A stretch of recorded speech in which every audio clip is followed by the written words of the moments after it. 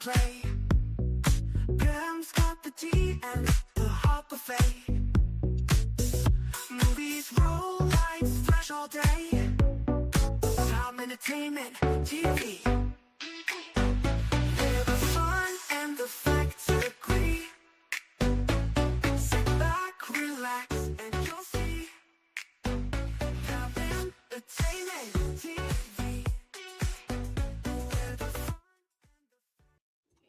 All right, all right, all right, all right, all right, all right. Good morning, good afternoon, or good evening. Listen, we've got a lot of information to go through, but a short time to do it. Make sure that as you all are coming in, you are hitting that like button. Please, please, and thank you. Please and thank you. And if you like what you see and you like what you hear, make sure that you plan to subscribe to Pam Entertainment TV. Also, if you have been following me for my movie and television reviews, please note that as of January 2026. All of them will be on this channel, PETV underscore reacts. That is PETV underscore reacts. Look forward to seeing you over there. I also was remiss on my last video. I want to thank all of you all. I am over 1,600 subscribers, and I am so very thankful for that. 1,600 subscribers. And it's when you visualize it. I know people, I guess in this podcasting and YouTubing world think, oh well, 1,600 subscribers. This 1,600 subscriber means that if I had rented out an auditorium that held 1,600 people, you can visualize how many people that have subscribed and that are listening to me on and off as they watch these YouTube videos. So I am so excited, and thank you all for 1,600. And again, please tell a friend, tell a kin, tell a coworker that I'm over here making these videos. Tell them what I do so they can come over and we can talk about this. All right. So let's get into this. Now, what are we talking about today? Ooh, child. I learned over the weekend that baby, we may have another incidence of fraud going on in there in Minnesota. Now, one of the things that's bothering me about Minnesota is the fact that they have not did their due diligence on these checks and balances. They've not done their due diligence on these checks and balances. So, because they haven't done their due diligence on these checks and balances, there's just a lot of issues and a lot of problems going on. Now, let's get into this and let's go over what's going on.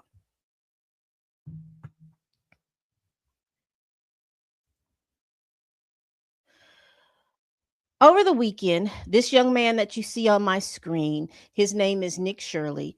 He conducted an investigation of daycare centers and daycare centers, whether they're for children or for adults. He's also conducted for their home health services.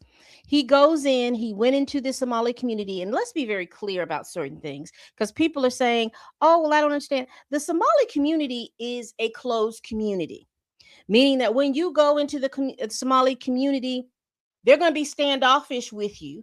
I'm not saying that they don't have nice personalities or anything, but they are a closed community.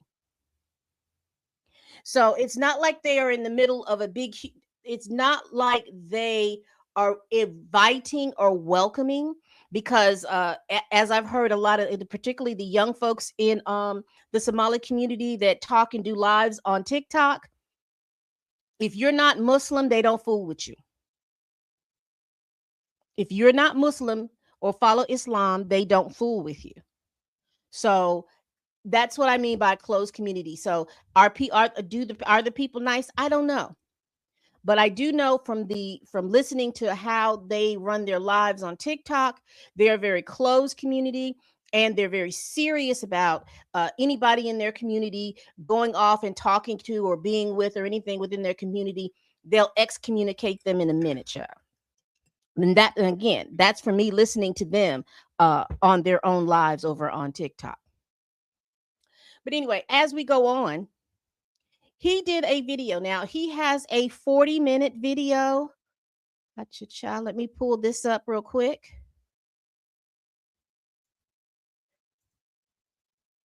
And we're not going to go over because again, this is his video and you could go over to his. We're just going to go over his introduction that he had within his introduction because it is he's very clear in this introduction what exactly he is looking at and doing. So let's do that. Let's go to his introduction.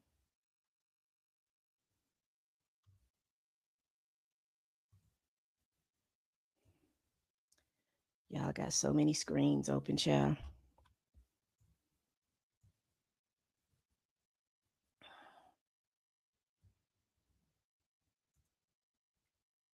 All right, so let's do this. Let's go over his introduction and then we'll come back and we'll talk about it. We're not going to go over the whole thing. I am going to go over some things that he's going to show in here, but we're not going to go over again because, again, this is his video and you would go subscribe to him if his kind of content is what you want.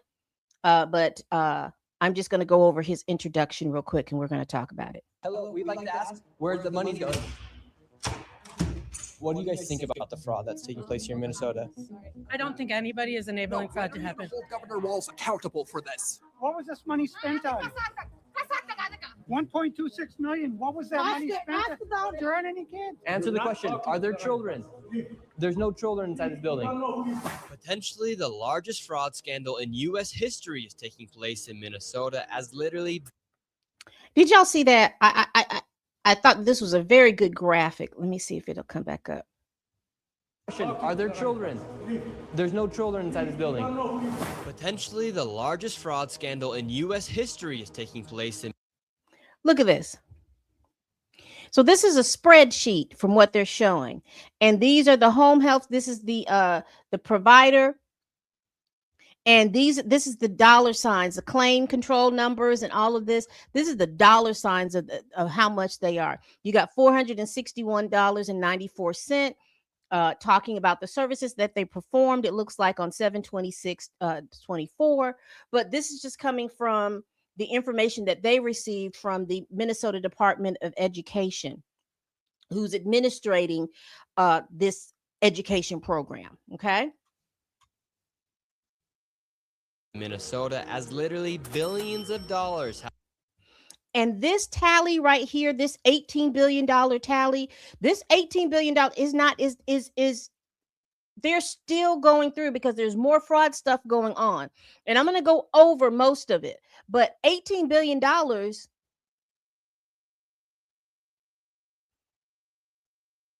I don't think is the half of it. Later on in his video, Nick Shirley and the guy David sit down and they talk. And one of the things that was interesting to me, that in I think it was like 2022 or 2024, the state of Minnesota had a surplus of $18 billion. As of 2025, they are in the negative $24 billion. And they're saying that a majority of that deficit is because of fraud. Have been funneled through Somali-ran fraudulent businesses. So much fraud, it could actually almost replace the entire GDP of Somalia. These fraudsters have worked hand in hand with the Minnesota government as they enabled billions of dollars to be given to fraudulent businesses underneath welfare purposes. Some of this money eventually landed in the hands of terrorist groups in Somalia like the Al-Shabaab, and others enriched themselves all at the U.S. taxpayers' expense. And in this video, we will break down all of the fraud from start to finish, from going to the fraudulent businesses and confronting the people who are making millions of dollars from the government. And we will... So that's where I want to stop his video. And again, go see him. Now, like I said, I like the information to come, and I don't care where it comes from the left or where it comes from the right or where it comes from the center. Information is information, and people are putting information out that the people are putting the information out. I'm appreciative of it. And that's good. I'm glad to hear that. Oh, well, thank you, John. Thank you for the dollar contribution. I really do appreciate it. Hello. What is train? Okay. Some of y'all could write some of the serious thing, and that's wonderful, but we're going to talk about it today.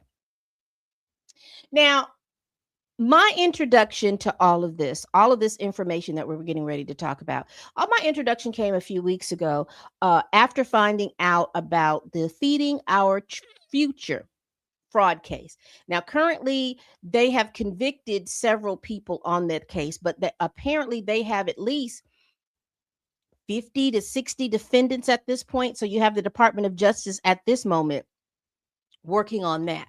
And then there in September, there was a young lady from the Somalian community who has been accused of fraud, Medicaid fraud via the autism programs that they have over there. So we're going to hit some of these types of programs, just kind of go over them and see tell you all what's going on.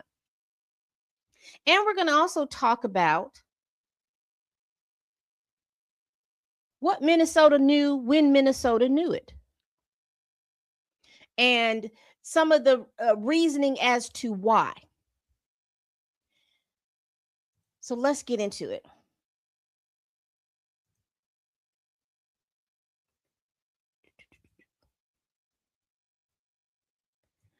So let's get into the feeding our families, feeding our future fraud. So if you remember, back during the pandemic, when the kids were out of school, the federal government sent money down to the states to assist because kids were having to be schooled. Well, basically, they had to be homeschooled, so they had to do a lot of virtual learning.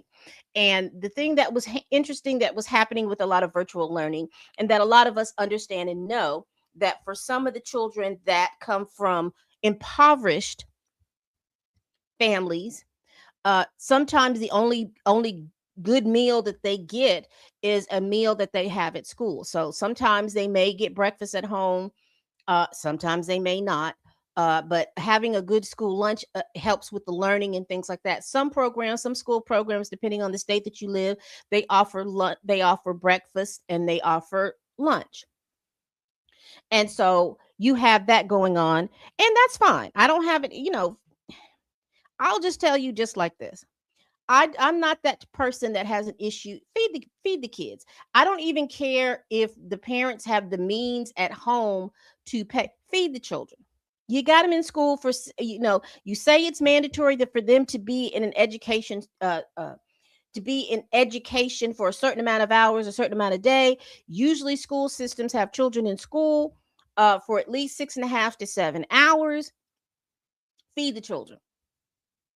If you ask me, I think that all school lunches should be free. Oh my gosh, that's a social. I don't care.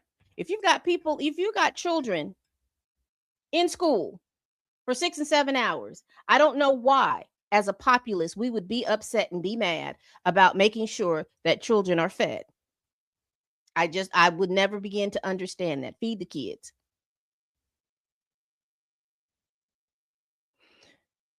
Very important to make sure you feed the children. So initially, let's get to the first one. So here we have feeding our family. So here is an article from back December 2025. And again, I was telling you with the feeding our future, that case is still ongoing because at the last count, I believe they had like 60 defendants. I know that they've convicted, as you see my thumbnail, these people right here. That's on the thumbnail. These are the people, a couple of those people have been found not guilty, but a majority of them on that thumbnail have been found guilty.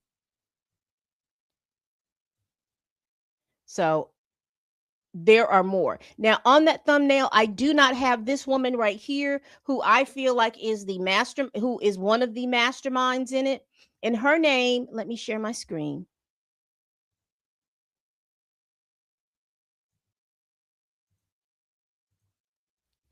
Her name is Amy Bach.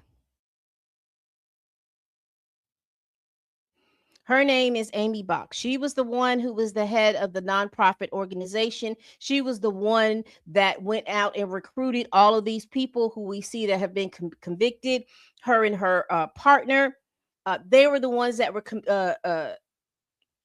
recruiting all of these people into all of this, recruiting the people that were used from the grocery stores, from the restaurants, from the community centers, and all of this other stuff. So this woman right here, Amy Bach, who founded Feeding Our Future nonprofit in 2016. Okay. It said here for years that the Feeding Our Future operated modestly, handling roughly 3 million to 4 million annually in federal child care nutrition reimbursements, according to the prosecution. And then that changed during COVID-19 when emergency rule changes loosening oversight and allowed sponsors to submit claims without normal verification. And this is where I have the issue and the problem. I don't have any problems with people opening businesses and being providers, but when the state or the feds, they loosen these restrictions, fraud is always abound. The looser the restrictions, the more fraud you're going to find because there's no oversight. No one is coming over to check all of this stuff, as we find out later on. So I just wanted to show you this picture. This is from the Feeding Our Family. Like I said, she was one of the people that were convicted because I think from the whole program, she was caught with, I think, there's no need to think.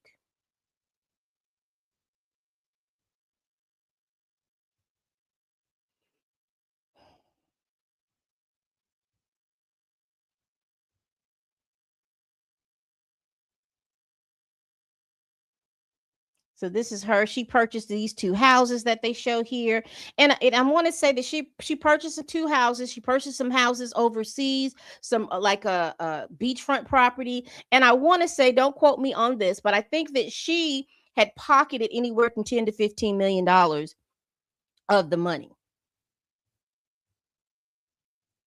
Here is her standing by her car, her Rolls Royce.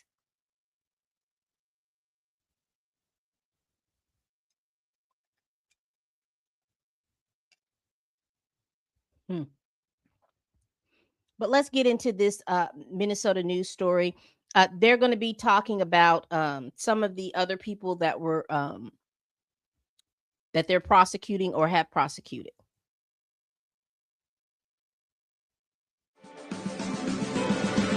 This holiday season.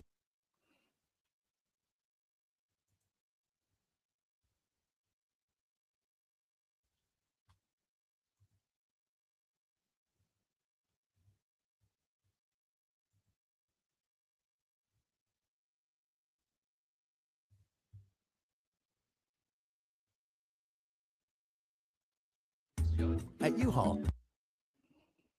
We'll let the commercial play through. And so we're still talking about the Feeding Our Future scandal. More people have been charged in connection with massive fraud schemes in Minnesota. The Justice Department accusing these suspects of making various housing and medical claims reaching upwards of $6 million. Here's the prosecutor. Minnesotans and taxpayers deserve to know the truth of the fraud. The fraud is not small. It isn't isolated. The magnitude cannot be overstated. What we see in Minnesota is not a handful of bad actors committing crimes. It's a staggering industrial scale fraud. I think it's so important for him to say that people are trying to minimize it. That should not be minimized. Here to discuss it, Fox and Friends Weekend co-host Charlie Hurt. Because here's my question, and y'all help me out with this. It was a RICO for Sean Combs and all of the stuff that he did. Why is this case not charged as a RICO?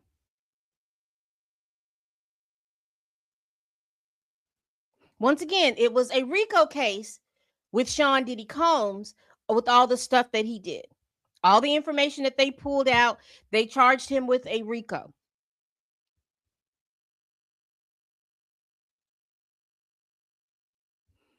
I'm wondering why. I'm wondering what the criteria would be, because obviously you have a massive ring of people committing fraud.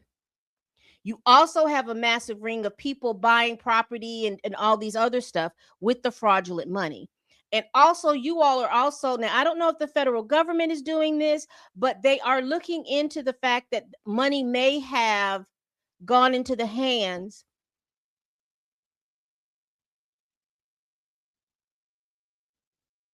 of a chaos organization or a terror organization.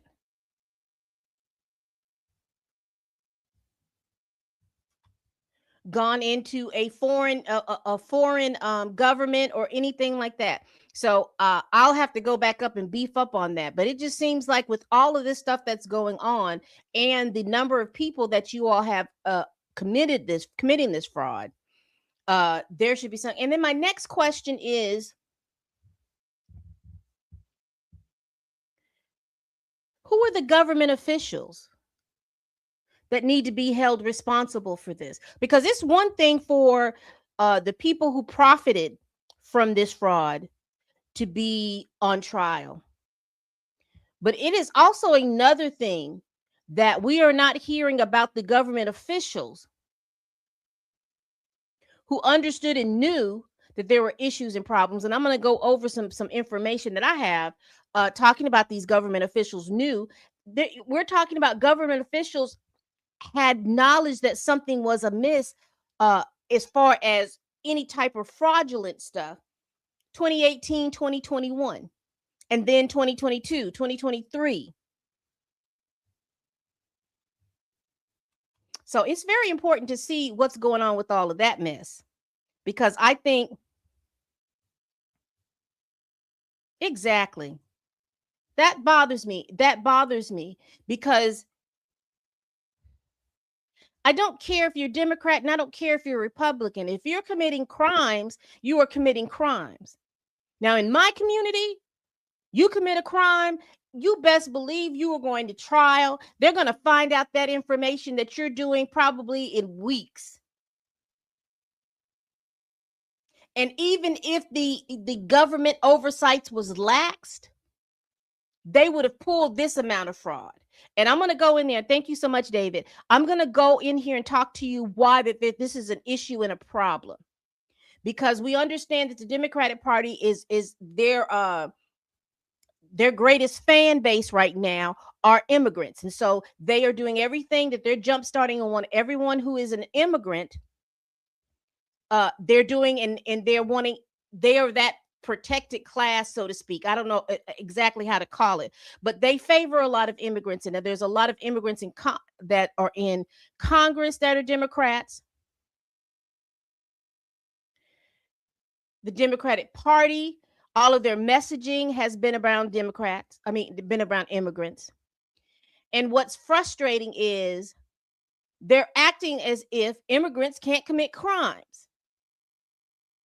And if they do commit crimes, it's us being xenophobic if we say anything, but I'll get into that a little later. So let's go into the next one. And so the next thing that we've got federal prosecutors charging, let me share my screen.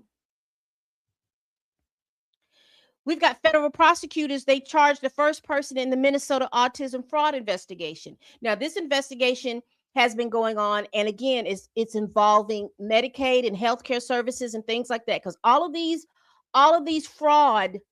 fraudulent stuff is coming from Medicaid and the USDA. And so what we're seeing with this autism case is that we'll go over from the Minnesota Reformer. It says a 28-year-old woman was charged with wire fraud Wednesday for what federal prosecutors allege is her role in a $14 million scheme to defraud Minnesota Medicaid autism treatment program. The first person charged as part of what is believed to be a wide-ranging investigation. They have charged Asha Farhan Hassan for what they say is her role in the theft from the state's Early Intensive Developmental Behavioral Intervention Service Program, which is supposed to assist people under 21 with autism spectrum disorder. The Reformer first reported the autism Medicaid fraud investigation last year. They say Hassan used her business to defraud the federal government, the federal child nutrition program that was at the center of a massive pandemic era food aid scandal known as Feeding Our Future, according to court documents. They said that Hassan's attorney said that she will plead guilty to the charge. Ms. Hassan is someone who genuinely wanted to help people in the community with programs, and I do believe she got into the business for the right reasons in her heart. But at some point, the billing got out of control, the fraud started to happen, and it snowballed quickly. I don't have no proof of it, but you could best believe that she's probably the face, but she is not. She's probably the face of the operation, but I don't believe that she is the mastermind behind the investigation. Because again, who was doing the billing?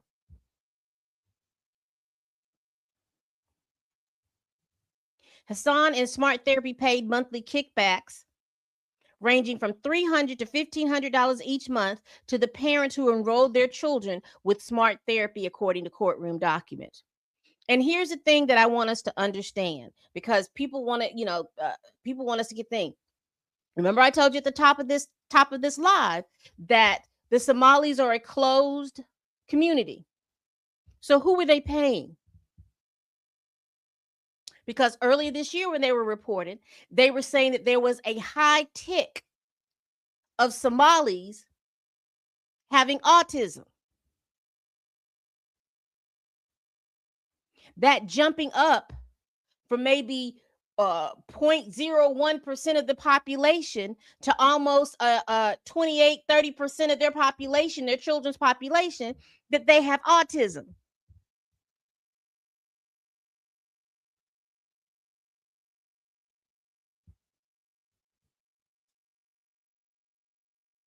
Smart Therapy quickly became one of the state's biggest autism treatment providers. Smart Therapy also employed 18 to 19-year-old relatives with no experience related to the treatment of autism and had no formal education beyond high school, according to court documents. Now, these are people who you're giving this therapy to.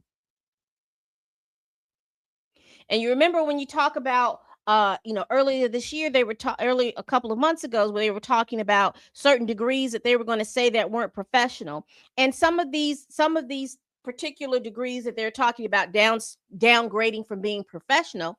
However, you have to have a degree to even go into this. You're talking about occupational therapy. You're talking about behavioral therapy. You're talking about all of those things. You need a degree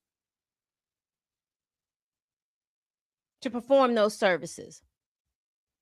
And again, this comes with no government oversight. Where in the world was the state of Minnesota when all of this was going on?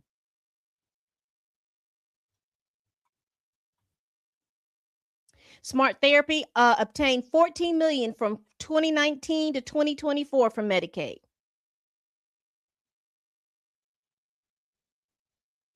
The Reformer reported in 2024, and this is important, that a former supervisor at Smart Therapy made repeated attempts to report what she says was negligence and fraud to state officials. Because here is the thing, what's kicker? Because in Minnesota, apparently there is a law that once a government official becomes aware of illegal activity, they are supposed to report it and it's supposed to be investigated.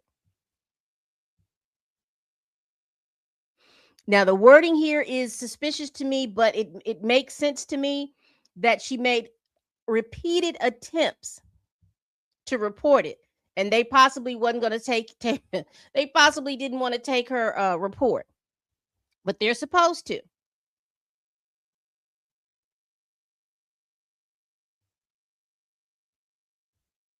Growth of spending in the Minnesota autism program exploded in recent years. The number of providers who are supposed to diagnose and treat people with autism spectrum disorder has increased by 700% in 5 years, climbing from 41 providers in 2018 and 300 in 2023.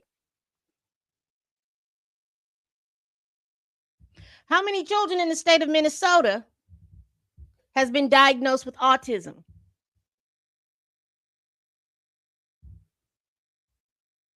A 700% increase in 5 years.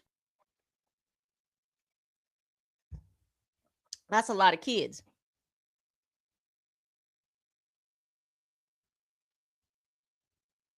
And this is her connection to feeding our family. While allegedly defrauding the autism program, Hassan used smart therapy to submit fraudulent claims to Feeding Our Future, according to court documents between 2020 and 2021. Hassan claimed to serve nearly 200,000 meals to children in smart therapy, for which she received 465,000, the document said.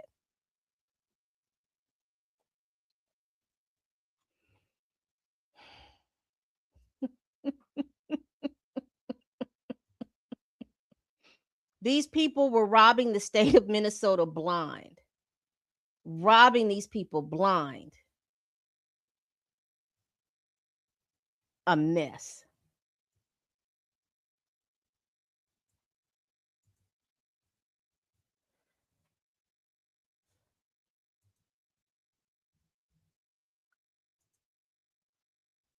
So let's talk about this impact of this. So we've talked about Nick Shirley's investigation into possibly fraud with the Somali community and with the Somali community with daycare and daycare centers. When he went and he did his investigation, as you watch his video, he didn't find a single child in daycare. Not a single child in daycare. Middle of the day, when people would be working and have their children placed in daycare, they were not in daycare. And then you had, and here's another thing that if you watch watch his documentary, his video, the paperwork shows what the vendors, those Somali vendors, submitted to the state of Minnesota, is that you had several businesses with the same address. And so when you saw him go to this address, so I understand about office suites. So you go to 800 Office Suite Circle and you walk in, and this would be a building that has several businesses in it. In this building alone, when they were talking about daycare centers, you have 2 daycare centers, same address, just different I guess EIN numbers and things like that they put to the state. One side, I think a combination of both of them, they were supposed to be able to be servicing 120 children. And yet when you went in there was not a child to be found. Not a child to be found. But they're billing as if all these children are there. So let's talk about this impact and compare us what they did and how that affects, because what that affects is the people that actually needed the information, needed the funds. Because again, the funds are like how much funds is there, that's it until they get it re-upped. So listen to me again. So they claim, this is from the Feeding Our Future, that they served 91 million meals. And they estimated that only 3% of the funds used were for food. They claim that they were feeding 5,000 to 6,000 children a day. And they topped out at only 40 people per day at the sites.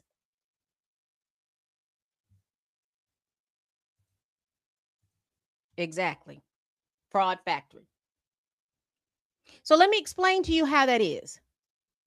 You have, now, if I can remember it now, I will tell you, do not hold me to the number of the vendors. This is just an example of how it would look like. You're saying that you're feeding 5,000 to 6,000 meals. And this is per day. You've claimed that you have fed 91 million meals. That means, let's look this up real quick so we can be very clear. Yes. And you listen to this guy. You remember the guy that they were parading that was running for mayor of Minneapolis? You remember that guy? He was the person that introduced the bill into state about making sure that vendors are paid quickly. He was the one that administered that bill, and that the oversight wouldn't be so bad because of the fact that his wife owned one of these companies. And so he was actually benefiting. He was going to benefit. Now, he claims that his wife no longer does that or doesn't have anything to do with it. But you as a government official can't introduce a bill that you know is going to directly benefit you. Now, he lost as mayor, but I'm just telling you, when he was running for mayor, he was a congressional person in state legislation up there in Minnesota. Oh, it runs real deep. And again, we're going to talk about that a little bit, but let me put this up here because this defines it to me. And this is why I can't understand why all of this wasn't considered to be a RICO case. But let's continue. So they're claiming that they were feeding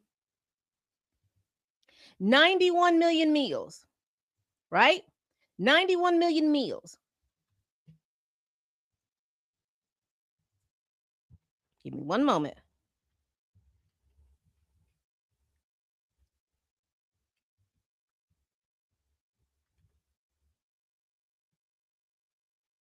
$91 million meals. Minneapolis population, total population, is around 430,000 people.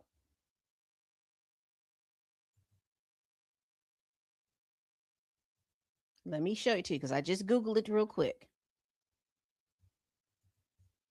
You see right here? The population of Minneapolis is 428,000 people. Now, it's my understanding that they were using different vendors and different things from different cities. Don't get me wrong. I am aware of that. But they're basically saying, now mind you, that's a total population. That's not the population of school-age children.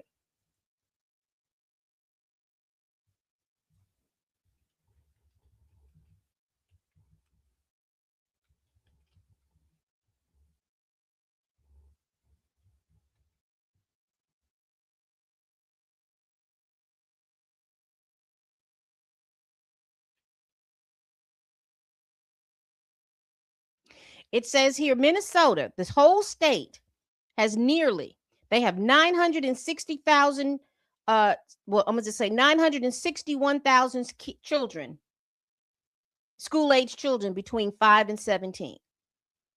960,000 school-age children. To feed 91 million meals, they probably would have had to feed every school-age children, because every school-age children didn't qualify for every school-age children didn't have this service. I don't know. Some probably took advantage of it, some didn't. I know in my state, they were giving the parents a voucher that they could go to the store and then they can purchase lunch meals and things like that. And they had to give, fill out the form, give the receipt back to the school or whoever they were giving it to.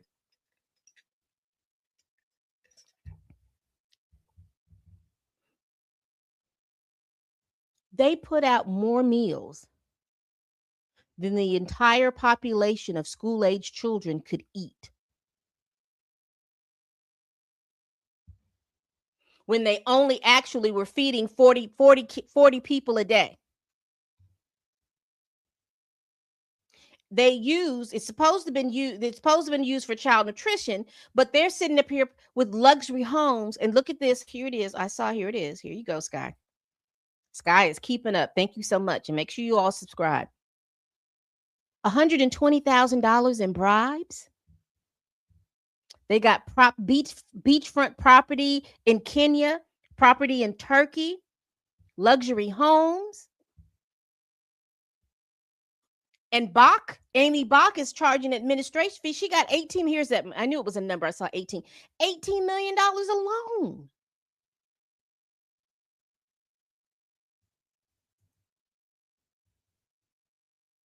Fraud.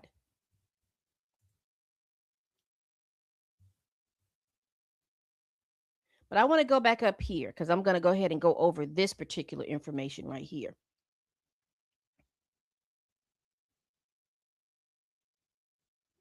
So during the Feeding Our Future trial, there was some evidence uncovered. And on what the evidence uncovered is this, is that the legislature auditor, the person who audited the thing, had uncovered how deep, as far as the administration failures went on. And so let me go over that. Well, let's go back over the human cost. So remember I told you the defendants were purchasing $500,000 apartments in Nairobi and luxury vehicles. Families in Minnesota were generally struggling to find food during school closure. So these people are pocketing the money. Now, different states did different things. And like I said, the state that I live in, as my friend was telling me, is that they got vouchers, if I'm not understanding it. And if you live in Alabama and that's incorrect, y'all correct me. But they, you buy the food. I think it was you had a form to fill out. You got a voucher to go to the store to purchase the food, to bring the food home. I think you had to give them a receipt and go on. But I think it was a finite amount of money that you had to be able to purchase the food. And I can't tell you if it was for the month or if it was per week. I can't tell you that.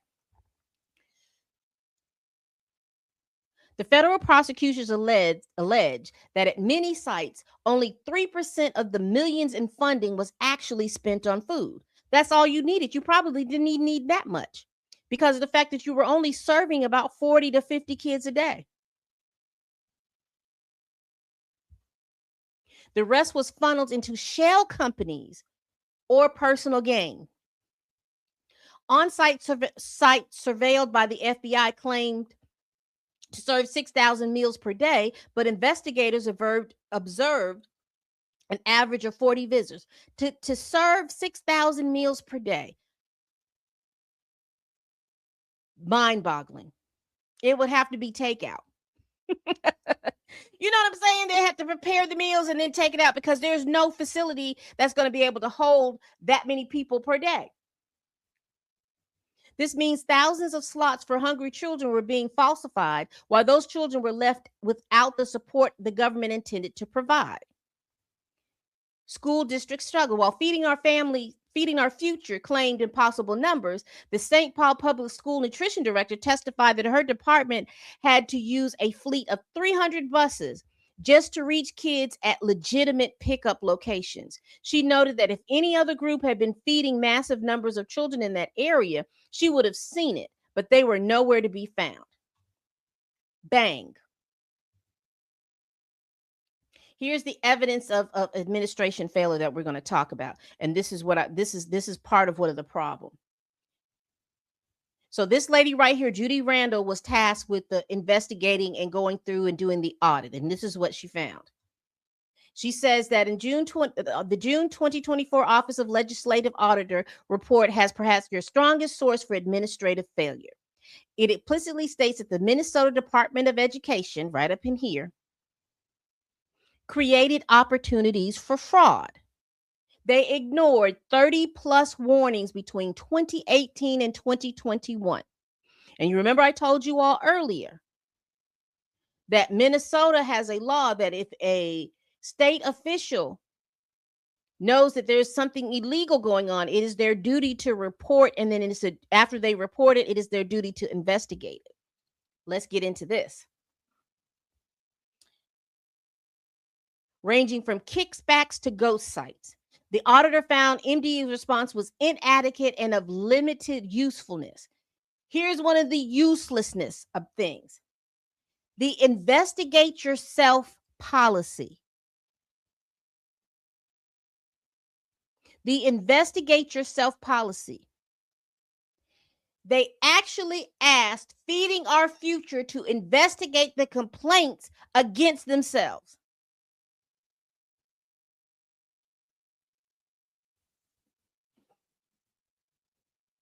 Where do they do that at?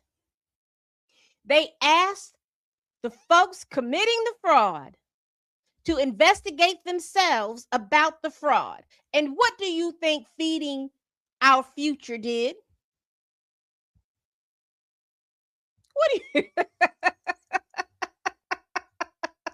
not laughing ha ha. I'm just laughing like this you could not even structure this in a good Hollywood movie. Yes. Yes. Zero, this is what was killing me. Zero in-person visits, despite having the authority to do so. The Minnesota Department of Education could not prove that they visited a single Feeding Our Future site in person during the height of the pandemic. And you want to know why they didn't? Because they allowed for Feeding Our Future to investigate themselves. And so when they investigated themselves, we're not committing any crimes over here. This number is startling to me. There was a 2,800% spike. MDE watched the nonprofit funding jump from $3.4 million in 2019 to nearly $200 million in 2021 without performing a manual audit or halting payments.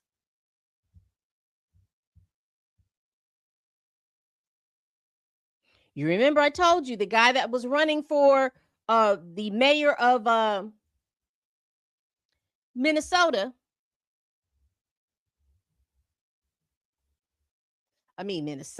Minneapolis.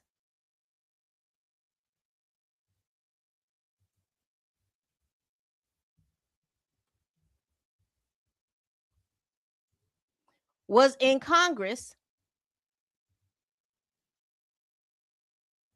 This man right here. Let me get his image up.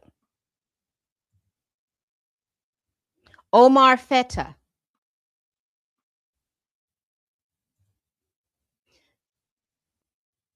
This man right here. He ran for the mayor of Minneapolis. And when he ran for mayor of Minneapolis, you see his name, Senator Omar Feta announces candidacy for Minneapolis mayor.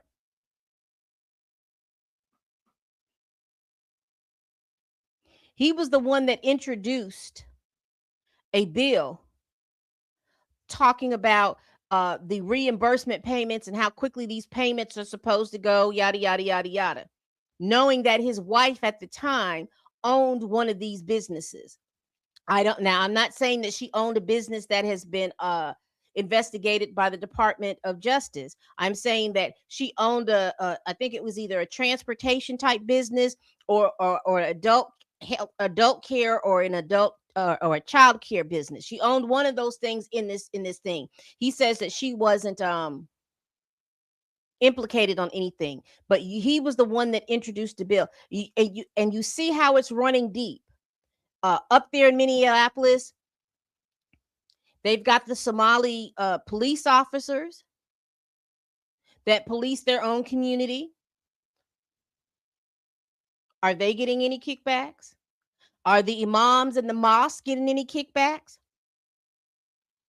Because you remember, it's a separation of church and state, and you remember after the civil rights bill was passed, those folks in Congress were trying to dilute the effectiveness of protest within the Black American community. And so they offered this 504 where they're saying churches will make you tax exempt, but you can't talk about politics from the pulpit.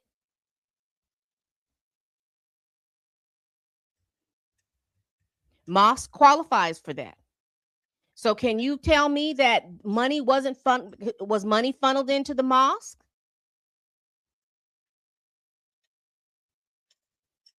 I watched a video earlier a couple of weeks ago where the Somali community was doing a like a good press release, or trying to show the press release and how they're good citizens and things like that. But the thing that was interesting to me is the person that was doing the video, most of the people that he was talking who wanted to sit and talk on camera were the people that owned Western Union like businesses, money transfer businesses, where they can facilitate money going to Somalia or anywhere else in the world. And please remember, from this feeding our family crap, feeding our future crap, they had money funneled into overseas. They had money funneled into China accounts. They've got money funneled into Cayman accounts. And they've got money funneled over into Somalia. And one of the, no one has proven it yet, but one of the theories is also that the money that was funneled into Somalia was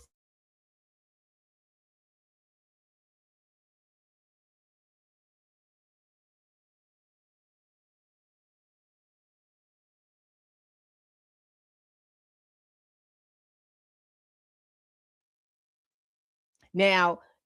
That tells me that they possibly could get a kickback.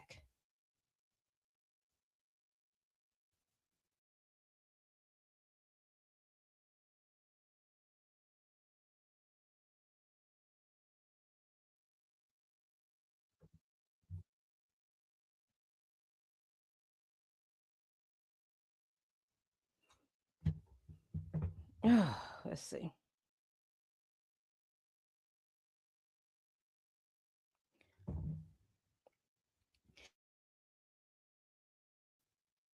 That should have been a complete red flag. Now, let me continue on, because we just going to, let me see where we're at in time. We're doing good. Where is this? David? This is what pissed me off.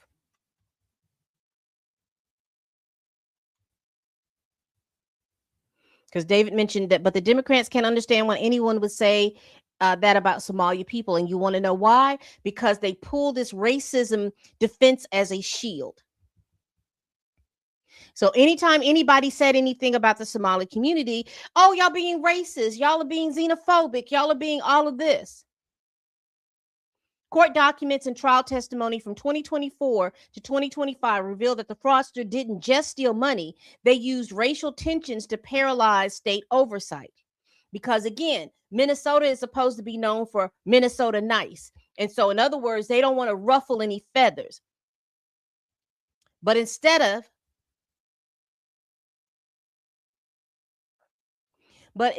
of doing the job that they were tasked to do by the citizenry of Minnesota,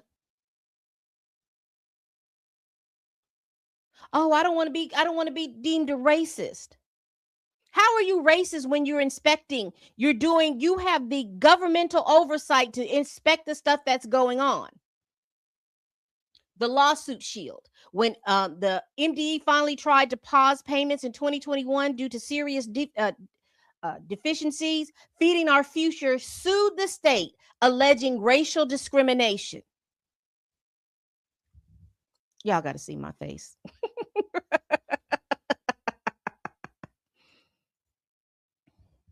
Racial discrimination? Oh? Houseway? Amy Bach? Y'all remember Amy? You remember I showed you Amy? Racial discrimination, how? These are the sites that you said. We gave you the authority to go in and to pull these sites. And now that we're seeing this increase, you're hollering and screaming racism?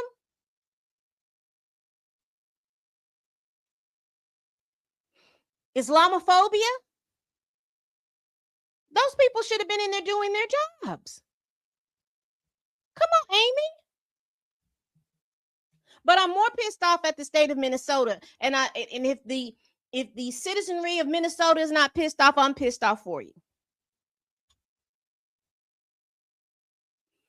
Courtroom deception. For years, Governor Tim Walz and MDE official claims that they were ordered by a judge to keep playing the fraudsters. However, in September 2022, Judge John Guthman issued a rare public statement correcting them, clarifying he never ordered the state to resume payments.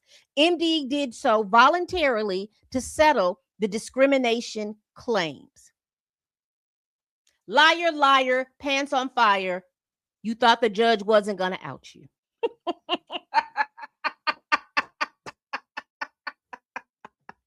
You lied. And again, going back to what David Thompson 3415 said, but the Democrats can understand why anyone would say that about the Somali people. So here you have a Democratic governor with a Democratic administration, because the Democratic Party's push our immigrant populations. They've given Feeding Our Future the playbook. Well, just say that you're being racially discriminated against. And that's gonna halt some of this stuff.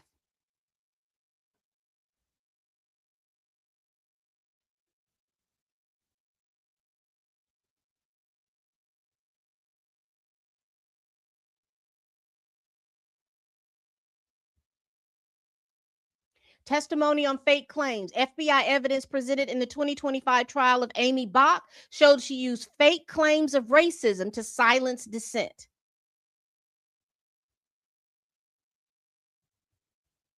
Fake claims of racism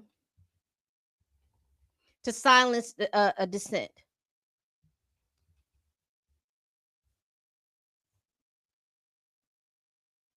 Missy right here.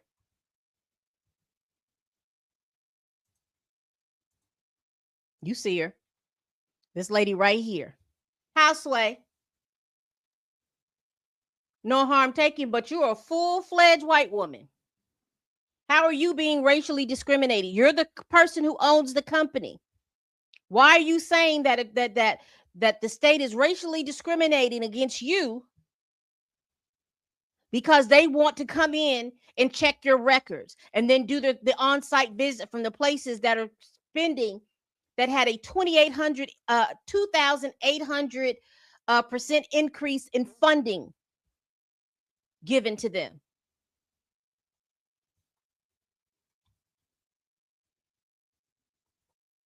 One cooperating witness, Hannah Markeegan, testified that Bach was viewed as a, quote, god because she could keep the money flowing by accusing anyone who questioned the meal counts of being bigoted. And I don't know about you all, but have you ever met a very leftist white woman? Karens incarnate. Same thing on the right. Have you ever met a very right-leaning white woman? Karen incarnates. I don't mean no harm. I'm just telling you, I've seen this. I'm speaking from my own experience. The way that they'll tell the manager, or they'll go talk to their cousins that's a judge, or they know people in high places, blah, blah, blah, blah, blah. Or like this lady would keep you in court forever, having to defend.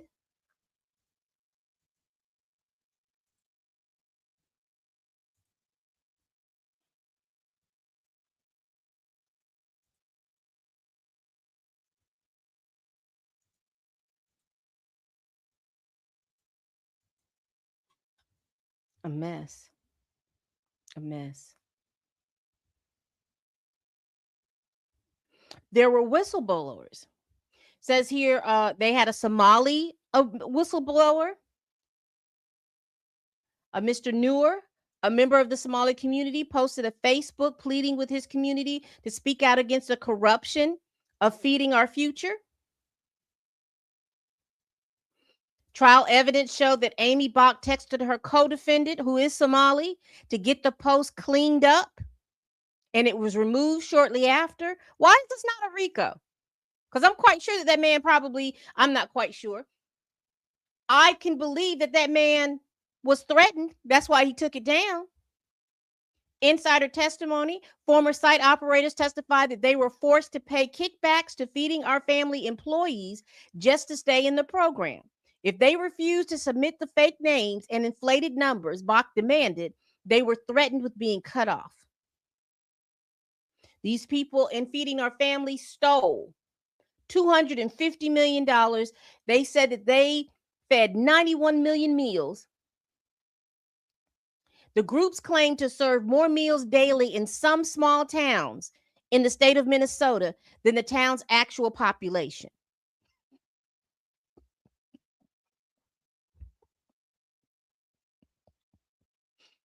Right? So now you have the autism scandal, and that we're just reaching that we haven't even gone to the tip of the iceberg on that. And that's commingled in this Feeding Our Family. And there's no way in the world if they're going to be investigating these daycare services that they say that they have, there's no way that you're not going to let me believe that they're going to be interconnected with these daycares that have no children in. Now, I will tell you, you know, if I'm going to be fair with the information that I have seen, I have seen there was a guy on TikTok. Yes, they did. Yes, they did. Pocketed a lot of money. Stanley Pelcac 1806. Someone outside the government needs to take control of the government there, and all those involved need to be deported and given long prison terms.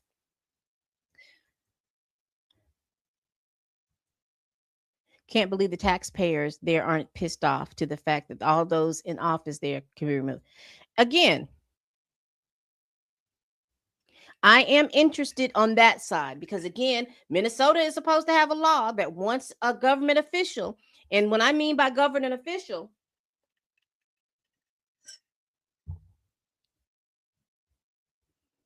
it doesn't matter how high or how low you are in the government. If you suspect or know of any illegal activity or any fraudulent activity, you're supposed to tell the government.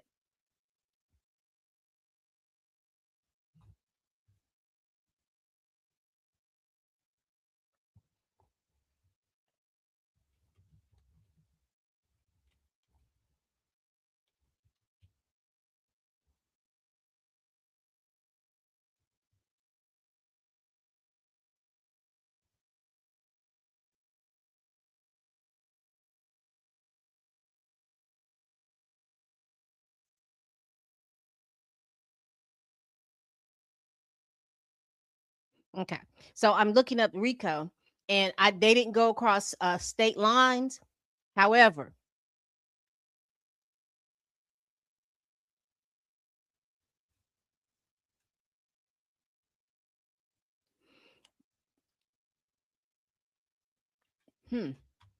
because it's my understanding that they have that people came from another state. Now I don't know if it's all about this particular case or not, but if it is, again, I don't have all the ins and outs, but there's no way in the world that you're going to make me believe it's just an isolated incident to the people that to the Somali community just in Minneapolis, when I know that they've got some issues going on down there in Ohio as well.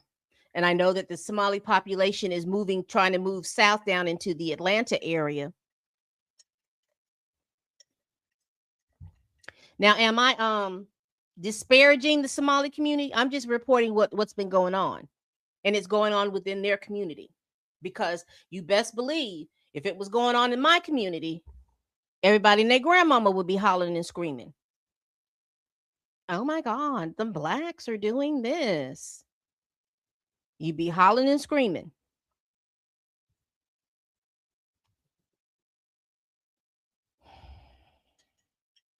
So let's recap what we got going on here. So I went over that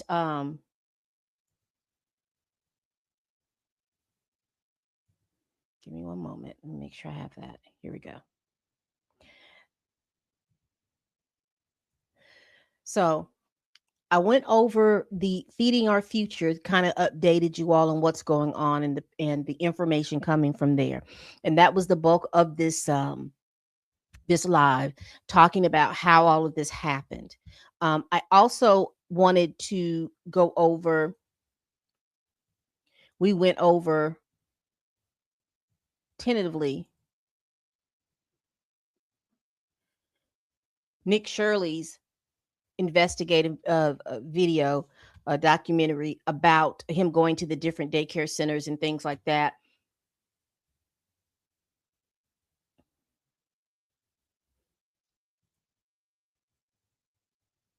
Have you ever seen people flipping houses and saying, He went to the first thing. I wanted to go over here because I wanted you all to see it. The two of them combined are licensed for 120. And how much money have these child care centers received? None of those vans have moved in 6 months. None of them. In 2020, now he pointed out that, and I wanted you to see that too. He pointed out those vans. Now that's part of that. You remember I told you it was the adult adult daycare, then it was the child daycare, and then there's transportation services. So you have people who provide adult daycare service or adult foster care or services like that, where you would have adults in a home and you would care for them. Then you would have child care services, whether you have a home daycare or you have a facility. And then you would have transportation services. Now, the thing about the transportation services, that is designed to transport people back and forth to medical appointments or whatever appointments, particularly if you are on Medicaid. It is designed to get people to medical appointments, because a lot of times you have children who have a lot of medical needs and they have to go see a specialist. And if you live in rural town USA and the specialist is in big town metropolis USA, it's difficult for you to get transportation back and forth. So Medicaid pays people to be a transportation service to get people back and forth to the hospitals or their specialists. And he was pointing out those cars. of them received 1.3 million in 2021. They got 987,000. In 2022, they got 714,000. That's the last I have for that one. And then the other one, 1.604 million in fiscal year 2025. Fiscal year 2024, they got about 800,000, and in fiscal year 2023, they got $904,059. This place right here. Yes. We're outside of it. Well, this is actually 2 daycares are registered here. Now, I want you to notice something. And you remember I told you that they were a closed community. Look at the people in the back. Now, you don't see truly anybody on the street, but you see these 2 people, and it's going to be important, because as soon as these 2 walk up, these 2 they're going to come up from nowhere. And then when you ask them some questions, they don't know nothing. One of them is Mako, which you see on this sign. The other one is Mini. Yeah, he's watching in the back. You see how he was watching real clear? And between the 2 of these child care centers, they're pulling in about $3 million a year. And there are no children. Every facility as you go to, the windows will be blocked out so you can't see in. There's nobody here. You won't see a single child at any of these facilities. So I wanted to show that particular thing because that was the one that was talking about the 2 daycare centers and thing. Now, there was a TikToker that came out and said, well, that is because even though that they're both licensed, they said that the first facility that he was talking about and the payment ended in 2022. He said that facility was payment stopped in 2022 because they had violations, physical violations within the daycare center. And you almost got me until I realized they just basically just changed the name. They never changed or they never took the first daycare out of the system. All they did was change the name. And when they changed the name, they still had the same address. And so that means that you still had people, that daycare center receiving funds, right? Wouldn't the same physical problems be still present?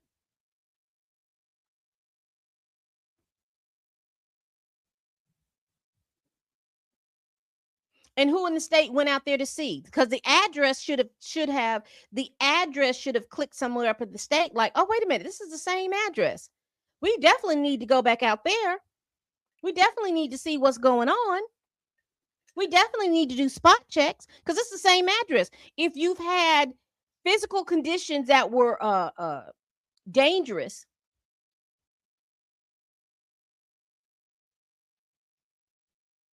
from 2020, 2021, and 2022, yet in 2023, the same address with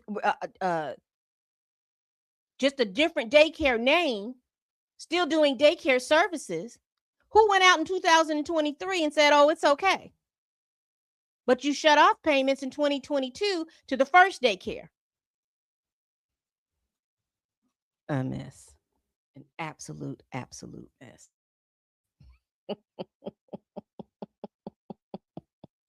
They still get the money. And then what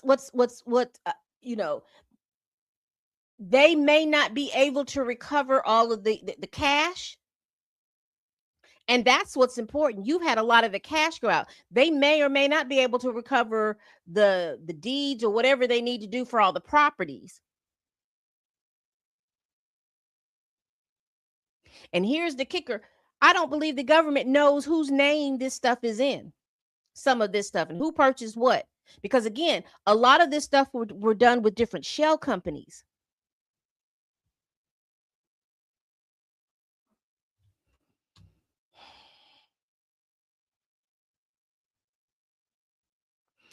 When they were talking about this daycare center, and then I'm gonna leave it here and I'm gonna do a real recap. One of the things that was interesting to me when they were talking about these daycare centers is with this feeding the family and stuff like that, how deep how deep it would be intertwined, how deep it would go. Here's the thing. One man, because again, in Somalia, they can have many wives as they want to. They can marry children if they want to.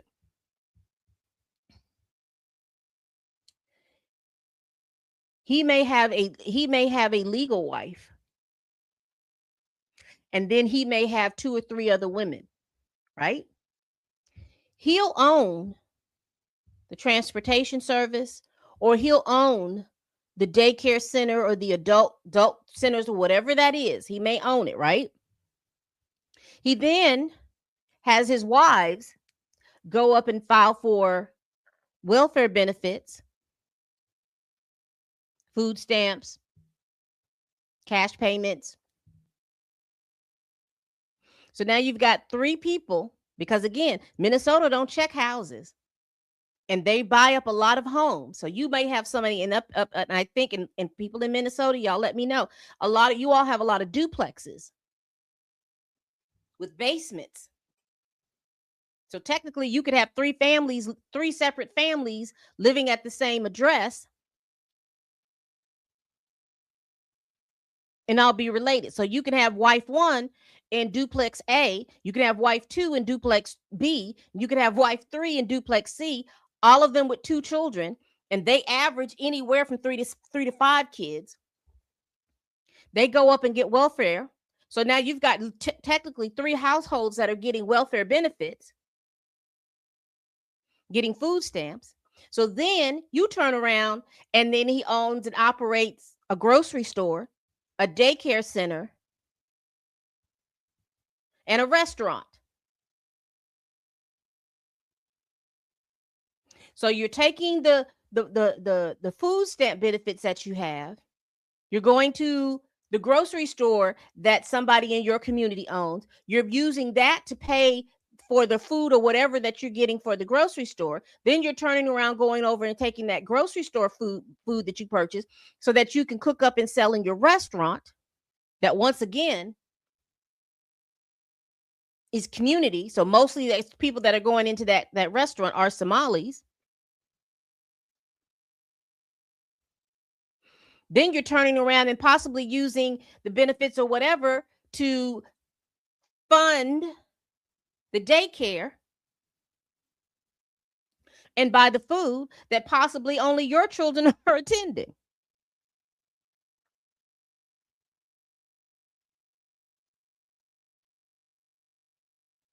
But you're charging as if other kids are going.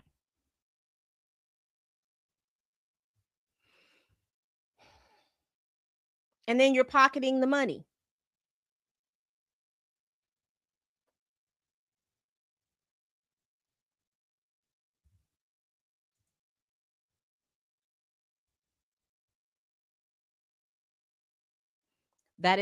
This is a perfect example when laws are too lax, when restrictions are not restrictions should be there for a reason. This should not have happened. If you had the proper checks and balances and there's proper restrictions, the address alone would have keyed somebody in the government to go see what was going on.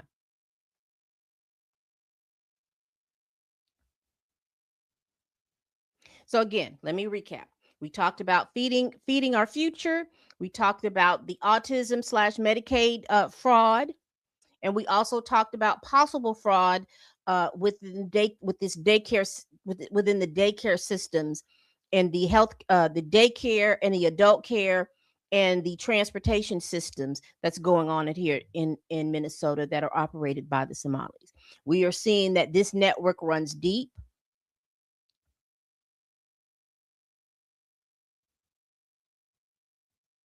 We're seeing that this network runs deep. And suffice it to say, you may find that they have manipulated a whole bunch of loopholes. Excuse me. So where excuse me. So whereas some of them probably outright broke the law, you probably have a lot of them that have manipulated the loopholes. And I'm hoping that the government will tighten those loopholes up. But here's the thing that's going on. Apparently, the Somalis are a big voting bloc, but they're not the only voting bloc. What's going to happen is that the rest of the state of Minnesota is going to have to figure out whether or not that they want to be accused of being xenophobic or racist, because if that's what you're accused of, that's what you're accused of. I've been told that sometimes I'm xenophobic because I'll ask a question. Why did you ask that question? Because if you're stealing money, if you're stealing, it doesn't have anything to do if you follow Islam. Doesn't have anything to do with you being Somali. I'm asking a question. And because I ask a question doesn't mean I'm being racist. Because see, I'm the last person that you can pull that card on. That may work with the Caucasian brethren, but that doesn't work on me. I'm not racist. I don't have a system that I can use to hold you down or to keep you from things, even though I know that you're qualified for those things. I don't have no systems like that.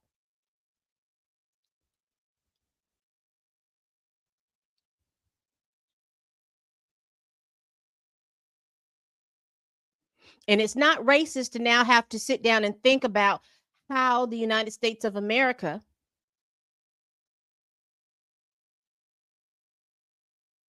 restructured their immigration policies. Because with this level of fraud, taxpayer money, you're going to have to restructure it.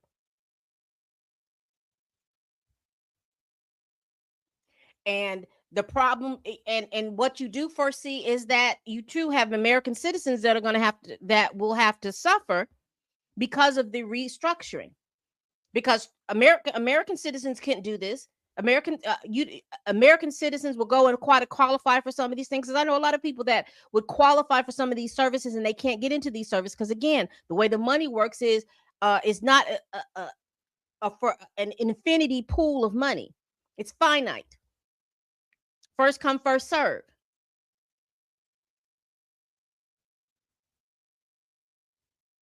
You can qualify, but if the money's not there, the money's not there. Or the way the pool is restricted. If the money's not there, the money's not there.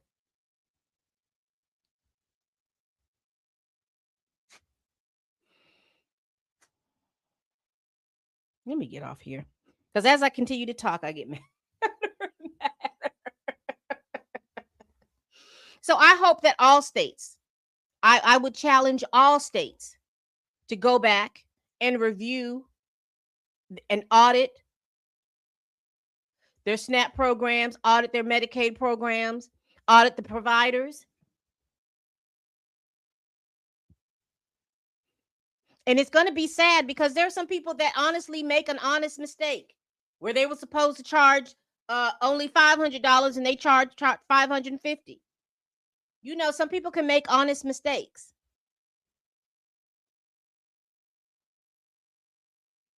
But when you got people that are literally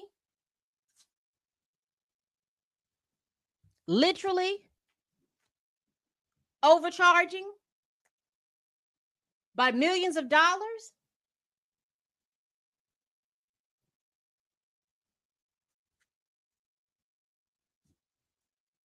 that ain't working. All right, people.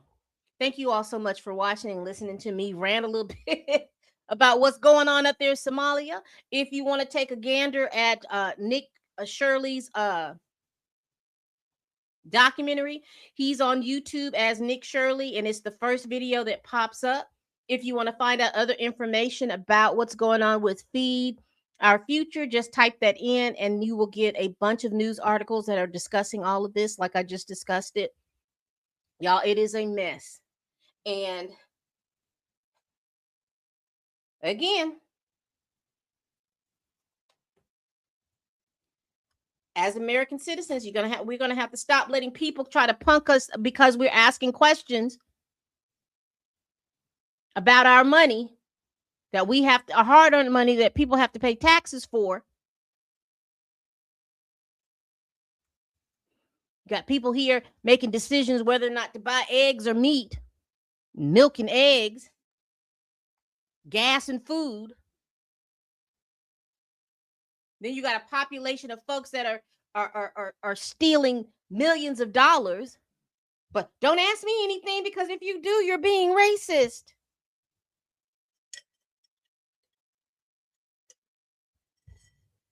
And what about Miss Ilhan Omar?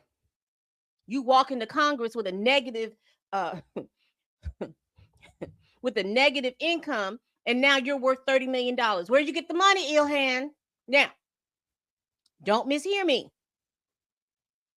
Because I know a lot of congressmen that come in like that. Nancy Pelosi. You leave an office and you are $250 million richer. Houseway. You only make $174,000 a year. Oh, okay. Insider trading. You find out a lot of information before the public does. Because again, campaign rules got laxed. See, before you could find this information out, but now they don't have to post who is donating money and giving money and kickbacks and all this other stuff. There's loopholes in that. And so you see a lot of people getting money from phantom folks. Whereas before you had to pinpoint that.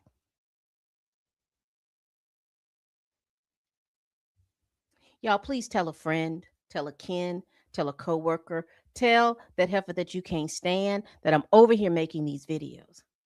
And as always, people, mind your manners, mind your advocacy, and mind your dollars. And with that, bye-bye.